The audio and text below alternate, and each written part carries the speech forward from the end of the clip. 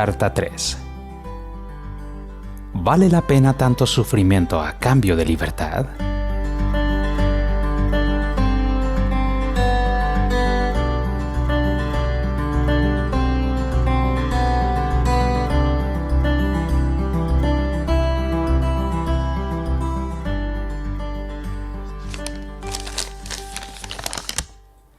...8 de abril de 1989...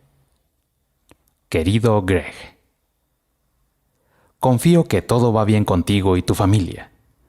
¿Cómo progresan los preparativos para tu debate con el musulmán? Discúlpame que me demoré un poco en responder tu última carta, pero tuve que pensar bastante. Tu punto sobre la relación entre libertad y responsabilidad quizá tiene sentido. Es muy interesante, pero tengo otra pregunta complicada. Uno tiene que poner en duda la sabiduría de un creador que tiene que apostar tanto por la libertad. ¿Vale la pena? Crear un mundo en el cual hombres malos como Hitler y Stalin pueden usar su libertad para quitar la libertad y la vida a millones de otras personas es, para ser francos, una muy pobre administración. Si valora tanto la libertad, ¿por qué la hizo tan frágil que la voluntad de uno pudo destruir la libertad de millones? ¿Vale la pena todo esto?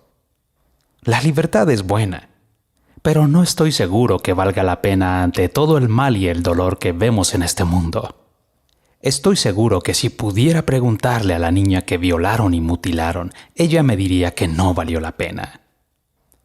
Si pudiera hablar con las víctimas judías de Auschwitz, ellos le dirían que se fuera al infierno con el libre albedrío de Hitler. Si pudiera hablar con la madre del niño etíope que muere en los brazos de ella cuando trata de extraer una gota más de leche de los deshidratados pechos de ella, dudo que diría que valió la pena. Lo siento si he sido demasiado duro, pero creo que la pregunta es válida. Te quiero mucho, papá.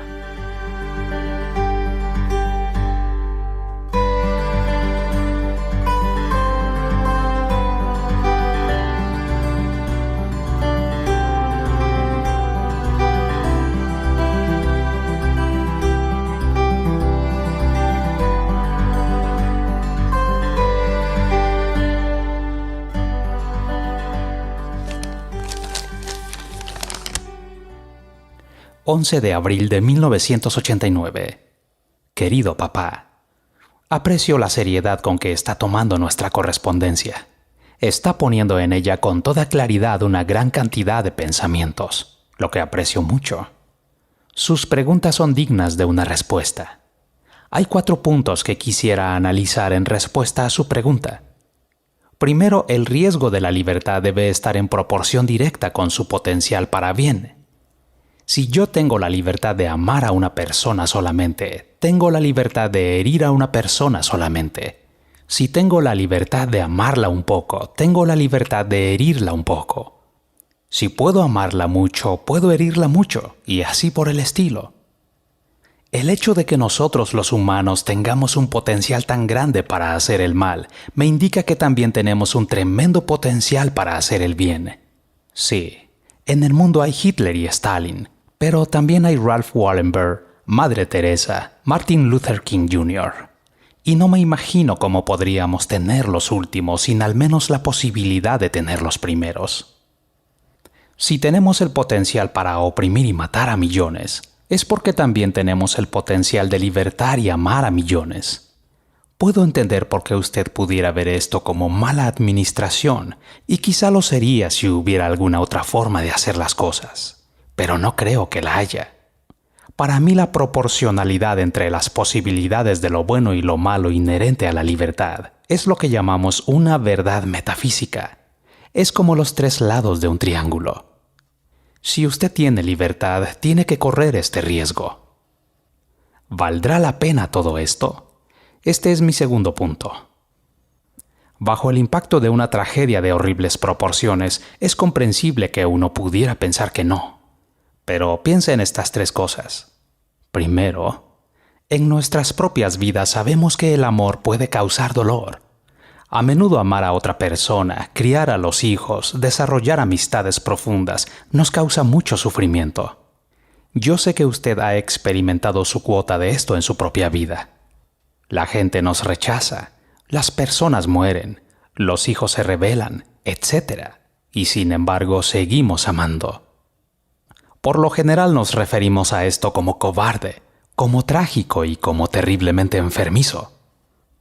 Si una persona nunca amó, nunca sufrió, pero entonces de nuevo nunca realmente vivió. ¿Pero no está Dios en la misma posición, solo en una escala cósmica? Negarse a crear un mundo donde el amor fuera posible porque los riesgos eran demasiado grandes pareciera ser indigno de Dios. El amor realmente es la única razón de crear. No es la libertad por la libertad en sí lo que Dios aprecia, es el amor. La libertad es simplemente la única forma posible de lograrlo. Esto me lleva a mi tercer punto. Desde una perspectiva cristiana, los riesgos envueltos en la creación no son solamente, ni siquiera primariamente para los seres humanos. Dios mismo asume un tremendo riesgo al crear el mundo. La perspectiva bíblica de Dios revela a un Dios que a través de la historia ha sufrido por las decisiones equivocadas de los seres humanos y sufre porque ama. En el libro de Oseas, Dios se describe como uno que ama profundamente y se casa con una mujer que no le será fiel. Al prostituirse ella se causa dolor a sí misma, a su marido y a sus hijos. De igual manera, con gran dolor, Dios repetidas veces intenta atraer a su pueblo, a su esposa, a una relación de fidelidad con Él. De hecho, tan riesgosa es para Dios la creación, que según la Biblia lo llevó a convertirse en un ser humano y sufrir una muerte espantosa en la cruz. A pesar de nuestra rebelión contra Él, Dios amó al mundo tanto que estuvo dispuesto a llegar hasta el extremo de tener una relación eterna con nosotros. En la cruz del Calvario, Dios echó sobre Él todos los pecados del mundo, y todo el dolor y el castigo que ese pecado produce. Él no tenía por qué hacerlo. Lo hizo por amor, porque el amor lo merece. Valía la pena morir, aún desde el punto de vista de Dios.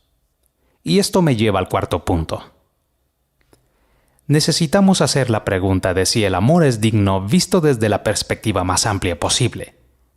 Si esta vida breve es todo lo que hay, si la dolorosa muerte de las víctimas marca el definitivo final de su existencia, es posible que legítimamente tengamos que reconocer que el riesgo no valió la pena, al menos para las víctimas. Pero si el cristianismo es verdad, ese simplemente no es el caso.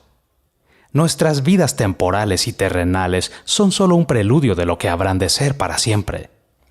Por una buena parte, esta vida está sin duda llena de dolor y sufrimiento. Pero desde una perspectiva eterna esto es solo una pequeña parte de toda la historia. Jesús murió en la cruz para que los humanos pudieran existir eternamente en la paz y el gozo de Dios, el cielo. Y la promesa de la Biblia es que este estado del ser será tal que nuestros sufrimientos presentes no tendrán comparación. Romanos 8, versículo 18. A la luz de Auschwitz debe ser incomparablemente hermoso, y eso es exactamente lo que la Escritura dice. Primera de Corintios 2, versículo 9. Si no hubiera cielo, papá, todos los sufrimientos, lágrimas y llantos de los hijos que mueren no tendrían respuesta. La vida sería finalmente trágica para todos nosotros. Todas nuestras esperanzas, anhelos, conflictos, esfuerzos no valdrían de nada, absolutamente de nada. La vida es un dolor y luego morimos. Pero no hay allí, muy dentro de su corazón, papá, algo que se niega a aceptar esto como la verdad. ¿No hay algo dentro de usted que resuena con la proclamación bíblica de que esta historia debe tener un final feliz? Tengo muchas razones para creer en Dios y otras tantas para creer que el cristianismo es verdad, cosas de las que espero hablarle en el futuro. Pero aún aparte de esto, sencillamente me niego a aceptar que la existencia sea la pesadilla sin sentido que parece ser si esta vida corta es la única vida que hay. Espero su respuesta. Le amo, papá. Greg.